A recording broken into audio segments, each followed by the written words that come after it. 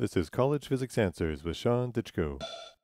Knowing the vapor pressure of water being 7.34 times 10 to the 3 newtons per square meter and the temperature, we're going to figure out what the density is of the water vapor in the air in grams per cubic meter.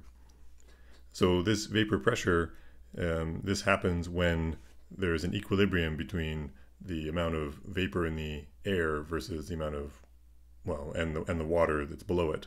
And so there's an equal amount of water turning into vapor as there is vapor turning into water. That's a dynamic equilibrium. And so when that happens, you have the vapor pressure, and that's going to be the maximum amount of water that can go into the air at that temperature, because anything more than that will cause more water to condense, or any less than that will cause more water to evaporate.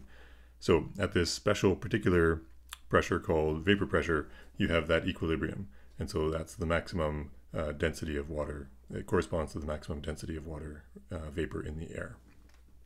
All right. We convert the temperature into Kelvin by adding 273.15, and then we're going to use PV equals nRT to figure out what the density is. So we'll solve this for the number of moles per volume, and then we'll convert moles into a mass later. So we can divide both sides by V to get N divided by V, and then also divide both sides by the universal gas constant and temperature to get P divided by RT on one side and N over V on the other side.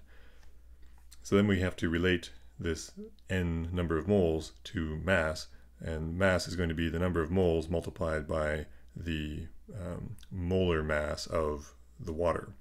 So this is the number of grams per mole. So grams per mole, not multiplied by moles, equals grams.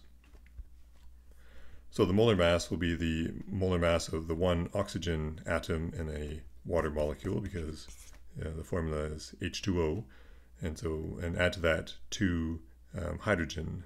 So we have 1 times 15.999 grams per mole for oxygen, plus 2 times 1.008 grams per mole for hydrogen, and that's 18.015 grams per mole in total for water. And so the number of moles we can solve for by dividing both sides by this molar mass m. It's going to be small m divided by capital M, and this can be substituted in place of n here. And we do that in red here. So we have mass divided by molar mass all over V equals P over RT. Now if we multiply this side by molar mass, this m will cancel with this m, and then we have to do the same to the other side, and so we have this line here.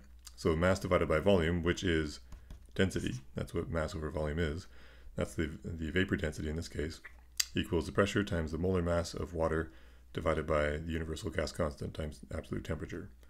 So that's 7.34 times 10 to the 3 newtons per square meter times 18.015 grams per mole divided by 8.31 joules per mole Kelvin times 313.15 Kelvin, and that's 50.8 grams per cubic meter.